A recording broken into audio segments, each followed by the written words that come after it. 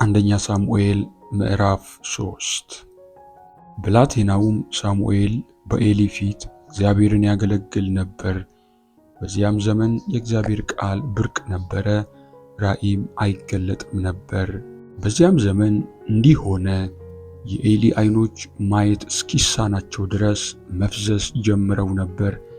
ኤሊም በስፍራው ተኝቶ ሳለ የእግዚአብሔርም መብራት ገና ሳይጠፋ ሳሙኤልም የእግዚአብሔር ታቦት ባለበት በእግዚአብሔር መቅደስ ተኝቶ ሳለ እግዚአብሔር ሳሙኤልን ጠራው።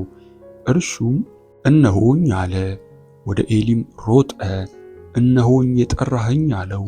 እርሱም አልጠራሁህም፣ ተመልሰህ ተኛ አለው። ሄዶም ተኛ። እግዚአብሔርም ደግሞ ሳሙኤል ሆይ ብሎ ጠራው። ሳሙኤልም ተነስቶ ወደ ኤሊ ሄደና እነሆኝ የጠራኸኝ አለ። እርሱም ልጄ ሆይ አልጠራሁም፣ ተመልሰህ ተኛ ብሎ መለሰ።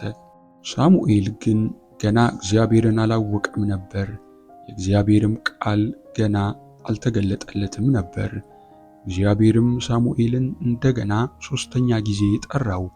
እርሱም ተነስቶ ወደ ኤሊ ሄደና እነሆ የጠራኸኝ አለ። ኤሊም እግዚአብሔር ብላቴናውን እንደጠራው አስተዋለ። ኤሊም ሳሙኤልን ሄደህ ተኛ፣ ቢጠራህም አቤቱ ባሪያህ ይሰማልና ተናገር በለው አለው። ሳሙኤልም ሄዶ በስፍራው ተኛ። እግዚአብሔርም መጥቶ ቆመ፣ እንደ ቀድሞውም ሳሙኤል ሳሙኤል ብሎ ጠራው። ሳሙኤልም ባሪያህ ይሰማልና ተናገር አለ። እግዚአብሔርም ሳሙኤልን አለው፣ እነሆ የሰማውን ሁሉ 2 ጆሮዎች ጭው የሚያደርግ አንድ ነገርን በእስራኤል አደርጋለሁ። በዚያም ቀን በቤቱ ላይ የተናገርሁትን ሁሉ በኤሊ አወርዳለሁ፣ እኔም ጀምሬ እፈጽምበታለሁ። ልጆቹ የርግማን ነገር እንዳደረጉ አውቆ አልከለከላቸውምና ስለ ኃጢአቱ በቤቱ ለዘላለም እንድፈርድ አስታውቄዋለሁ። ስለዚህ የኤሊ ቤት ኃጢአት በመሥዋዕትና በቁርባን ለዘላለም እንዳይሰረይለት ለኤሊ ቤት ምያለው። ሳሙኤልም እስኪነጋ ተኛ። ማልዶም ተነስቶ የእግዚአብሔርን ቤት ደጅ ከፈተ። ሳሙኤልም ራእዩን ለኤሊ መንገር ፈራ። ኤሊም ሳሙኤልን ጠርቶ ልጄ ሳሙኤል ሆይ አለ። እርሱም እነሆኝ አለ። እርሱም እግዚአብሔር የነገረህ ነገር ምንድነው? ከእኔ አትሸሽግ። ከነገረህ ነገር ሁሉ የሸሸግኸኝ እንደሆነ እግዚአብሔር እንዲህ ያድርግብህ እንዲህም ይጨምርብህ አለው። ሳሙኤልም ነገሩን ሁሉ ነገረው፣ አንዳችም አልሸሸገውም። ኤሊም እርሱ እግዚአብሔር ነው፣ ደስ ያሰኘውን ያድርግ አለ። ሳሙኤልም አደገ፣ እግዚአብሔርም ከእርሱ ጋር ነበረ፣ ከቃሉም አንዳች በምድር ላይ አይወድቅም ነበር። እስራኤልም ሁሉ ከዳን እስከ ቤርሳቤ ድረስ ሳሙኤል ለእግዚአብሔር ነቢይ ይሆን ዘንድ የታመነ እንደሆነ አወቀ።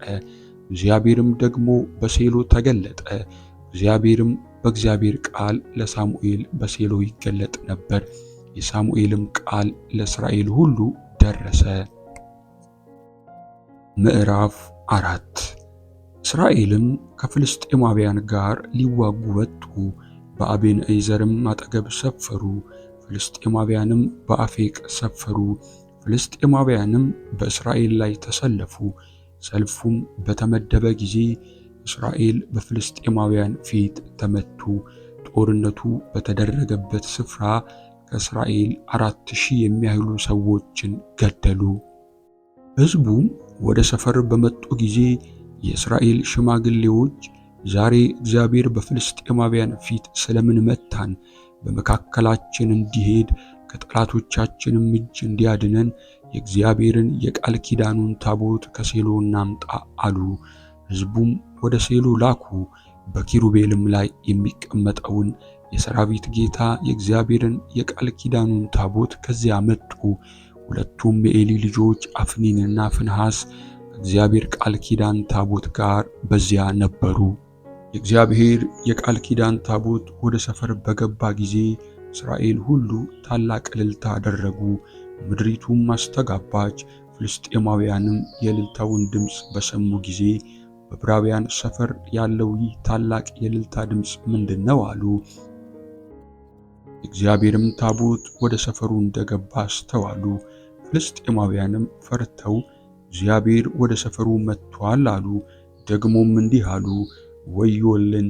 ከዚህ አስቀድሞ እንዲህ ያለ ነገር አልሆነም። ወዮልን! ከነዚህ ከኃያላን አማልክት እጅ ማን ያድነናል? እነዚህ አማልክት ግብፃውያንን በምድረ በዳ በልዩ ልዩ መቅሰፍት የመቱ ናቸው። እናንተ ፍልስጤማውያን ሆይ አይዟችሁ፣ ጎብዙ። እናንተ ባሪያዎች እንዳደረጋችኋቸው ዕብራውያን ባሪያዎች እንዳያደርጓችሁ ጎብዙ፣ ተዋጉ። ፍልስጤማውያንም ተዋጉ፣ እስራኤልም ተመቱ። ሁሉም እያንዳንዱ ወደ ድንኳናቸው ሸሹ። እጅግም ታላቅ ግድያ ሆነ። ከእስራኤልም 30,000 እግረኞች ወደቁ። የእግዚአብሔርም ታቦት ተማረከች። ሁለቱም የኤሊ ልጆች አፍኒንና ፊንሐስ ሞቱ። በዚያ ቀን አንድ የብንያም ሰው ከሰልፍ እየበረረ ልብሱን ቀደደ፣ በራሱም ላይ ትቢያ ነስንሶ ወደ ሴሎ መጣ። በመጣም ጊዜ ኤሊ ስለ እግዚአብሔር ታቦት ልቡ ተናውጦ ነበርና በመንገድ ዳር በወንበሩ ላይ ተቀምጦ ይጠባበቅ ነበር። ሰውየውም ወደ ከተማይቱ ገብቶ ባወራ ጊዜ ከተማይቱ ሁሉ ተጫጫኸች። ኤሊም የጩኸቱን ድምፅ በሰማ ጊዜ ይህ ጫጫታ ምንድነው? አለ። ሰውየውም ፈጥኖ መጣና ለኤሊ ነገረው። ኤሊም የ98 ዓመት ሽማግሌ፣ ዓይኖቹም ማየት እስኪሳናቸው ድረስ ፈዝበር። ሰውየውም ኤሊን ከሰልፍ የመጣሁ እኔ ነኝ፣ ዛሬም ከሰልፍ ኮበለልሁ አለ። እርሱም ልጄ ሆይ ነገሩሳ እንዴት ሆነ? አለው። ወረኛውም መልሶ እስራኤል ከፍልስጤማውያን ፊት ሸሹ፣ ደግሞ በሕዝቡ ዘንድ ታላቅ ግድያ ሆኗል። ሁለቱም ልጆች አፍኒንና ፊንሐስ ሞተዋል፣ እግዚአብሔርም ታቦት ተማርካለች አለ። ሰውየውም ስለ እግዚአብሔር ታቦት በተናገረ ጊዜ ኤሊ በበሩ አጠገብ ካለው ከወንበሩ ወደቀ። እርሱ ሸምግሎ ደንግዞም ነበርና አንገቱ ተሰብሮ ሞተ። እርሱም በእስራኤል ላይ 40 ዓመት ፈራጅ ነበረ። ምራቱም የፊንሐስ ሚስት አርግዛ ልትወልድ ተቃርባ ነበር። የእግዚአብሔርም ታቦት እንደተማረከች አማቷና ባሏም እንደሞቱ በሰማች ጊዜ ምጥ ደርሶባት ነበርና ተንበርክካ ወለደች። ወደ ሞትም በቀረበች ጊዜ በዙሪያዋ ያሉት ሴቶች ወንድ ልጅ ወልደሻልና አትፍሪ አሏት። እርሷ ግን አልመለሰችላቸውም፣ በልቧም አላኖረችውም። እርሷም የእግዚአብሔር ታቦት ስለተማረከች ስለ አማቷና ስለ ባሏ ክብር ከእስራኤል ለቀቀ ስትል የሕፃኑን ስም ኢካቦድ ብላ ጠራችው። እርሷም የእግዚአብሔር ታቦት ተማርካለችና ክብር ከእስራኤል ለቀቀ አለች። ምዕራፍ 5 ፍልስጤማውያንም የእግዚአብሔርን ታቦት ወሰዱ፣ ከአቤንኤዘርም ወደ አዛጦን ይዘውት መጡ። ፍልስጤማውያንም የእግዚአብሔርን ታቦት ወስደው ወደ ዳጎን ቤት አገቡት፣ በዳጎንም አጠገብ አኖሩት። በነጋውም የአዛጦን ሰዎች ማለዱ፣ እነሆም ዳጎን በእግዚአብሔር ታቦት ፊት በምድር ላይ በግንባሩ ወድቆ ነበር። ዳጎንንም አንስተው ወደ ስፍራው መለሱት። በነጋውም ማለዱ፣ እነሆም ዳጎን በእግዚአብሔር ታቦት ፊት በምድር ላይ በግንባሩ ወድቆ ነበር። የዳጎንም ራስ እጆቹም ተቆርጠው በመድረኩ ላይ ወድቀው ነበር። የዳጎንም ደረት ብቻውን ቀርቶ ነበር። ስለዚህም የዳጎን ካህናት ወደ ዳጎን ቤት የሚገቡት ሁሉ በአዛጦን ያለውን የዳጎንን መድረክ እስከ ዛሬ ድረስ አይረግጡም። የእግዚአብሔር እጅ በአዛጦን ሰዎች ላይ ከበደች፣ አጠፋቸውም። አዛጦንንና ድንበራቸውንም በባጭ መታቸው።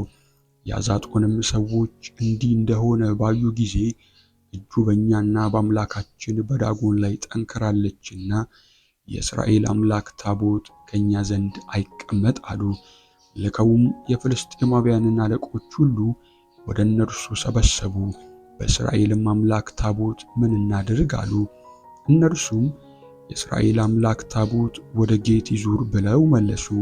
የእስራኤልንም አምላክ ታቦት ወደዚያ ተሸከሙት። ከተሸከሙትም በኋላ የእግዚአብሔር እጅ በታላቅ ድንጋጤ በከተማይቱ ላይ ሆነች። ከታናሹም እስከ ታላቁ ድረስ የከተማይቱን ሰዎች መታ፣ ባጭም መጣባቸው።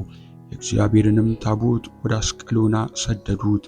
የእግዚአብሔር ታቦት ወደ አስቀሎና በመጣ ጊዜ አስቀሎናውያን እኛንና ሕዝባችንን ሊገድለን የእስራኤልን አምላክ ታቦት አመጡብን ብለው ጮኹ።